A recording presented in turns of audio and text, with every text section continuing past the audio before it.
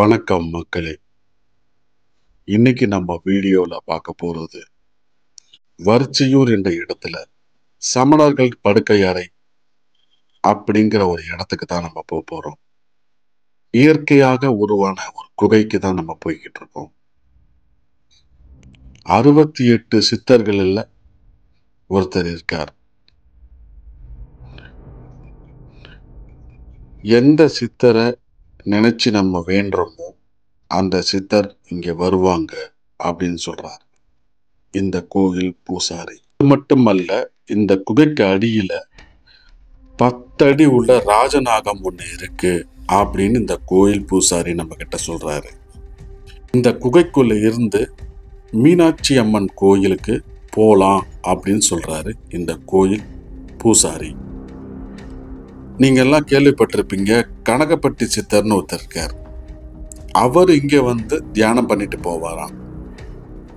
அப்படி என்ன சிறப்பு இருக்குங்க, வாங்க நம்ம இந்த வீடியோல பார்க்கலாம்.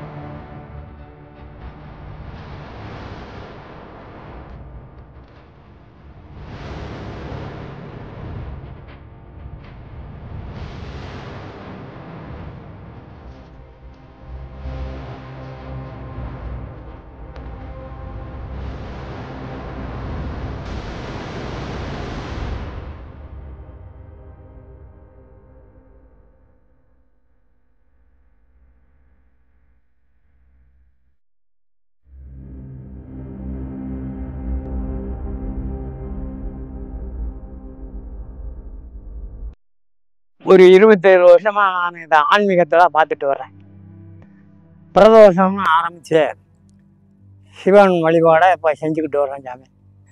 அதாவது 15 நாளைக்கு ஒரு பிரதோஷம், மாதம் ஒரு பௌர்ணமி, மாதம் ஆதி காலத்துலேருந்து தீபம் மேலே ஏற்றி விட்டுருது.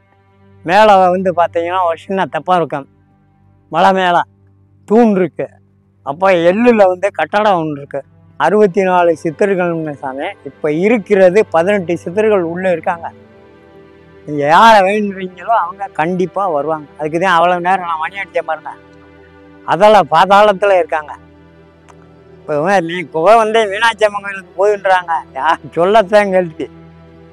யாரும் இப்போ இவ்வளவு விஞ்ஞான காலத்தில் யாரும் போய் பார்க்க கிடையாது அப்படின்னு சொல்கிறாங்க சாமி.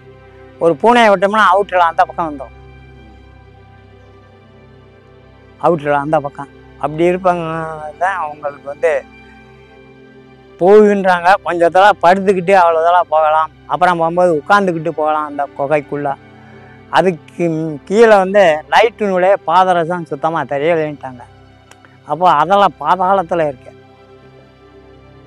இப்போ சித்தர்கள் வந்து நீங்கள் வந்து போகர் இருக்காரு பழனியில், பாம்பாட்டி சித்தர் தென்காசி அந்த இதில் இருக்கார், பாம்பூர் பக்கம்.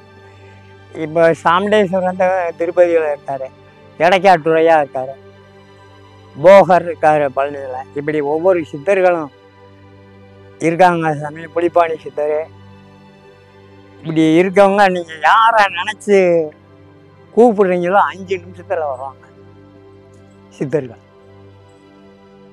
இங்கே இருக்கவங்க. இந்த 64 சித்தர்களில் 18 சித்தர்கள் இங்கே இருக்காங்க சார். எது அவர் பேருன்ற அந்த சிவ சமாதி சொல்கிறோமே, அவர் யாருன்றது தெரியாது. இதுவரையும் கும்பகோணத்துல இருந்தெல்லாம் வந்தாங்க, யாகம் போடுவாங்க, அவங்கள யாரும் சொல்ல முடியலை எந்த சித்தருன்றது.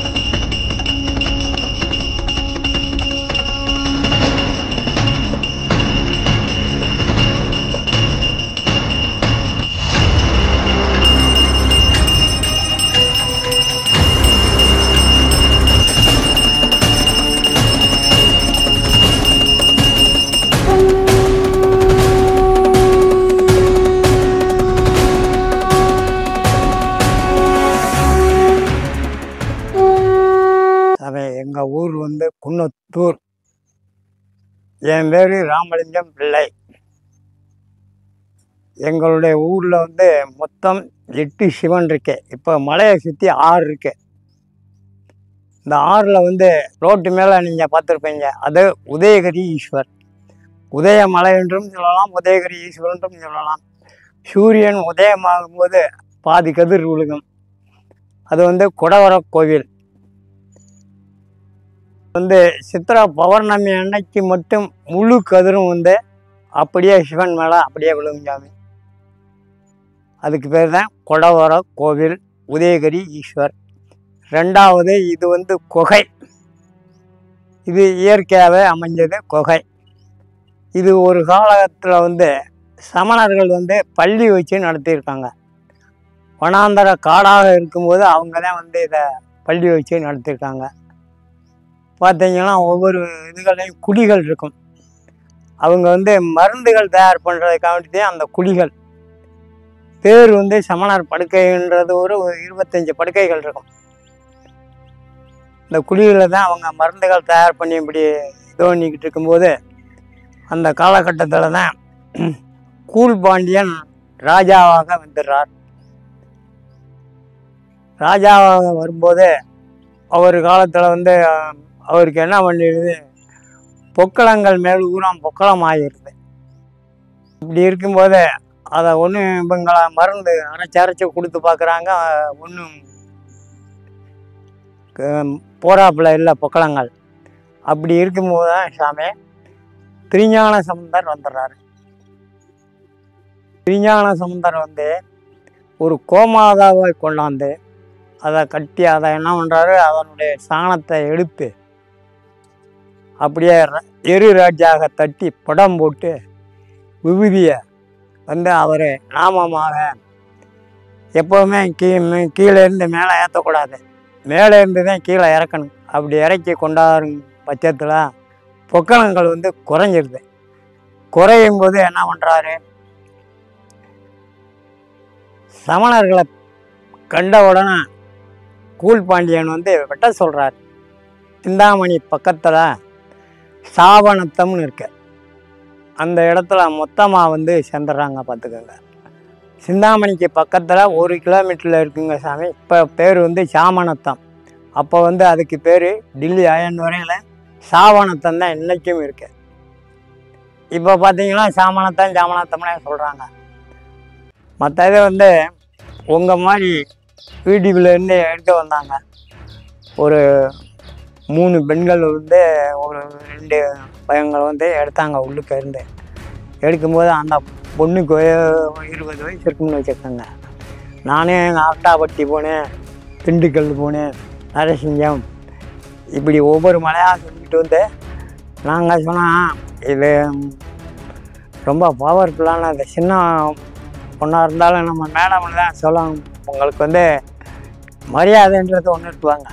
அப்போ இல்லைங்க மேடம், ரொம்ப பவர்ஃபுல்லானது, நீங்கள் அப்படி சொல்லாதீங்க, நான் என்ஜாய் போயிருக்கேன் அப்படின்ட்டு. சரி நீங்கள் வாங்க, எல்லோரும் வாங்க வெளியே, நீங்கள் மட்டும் இருந்து எடுங்க அப்படின்னு சொல்லிட்டு அவங்க 5 பேர்லாம் 4 பேர் வந்துட்டாங்க. நாங்களும் வந்துட்டோம். எங்கள் அண்ணன் நானும் இன்னொருத்தர் வெளியே இங்கே வந்துட்டோம். இந்த பொண்ணு இருந்ததே ஒரு நாங்கள் வந்து 2 நிமிஷம் கூட இல்லைங்க, தூக்கி எரிஞ்சு பேச்ச மூச்சு இல்லாமல் ரொம்ப பவர்ஃபுல்லான பலம்.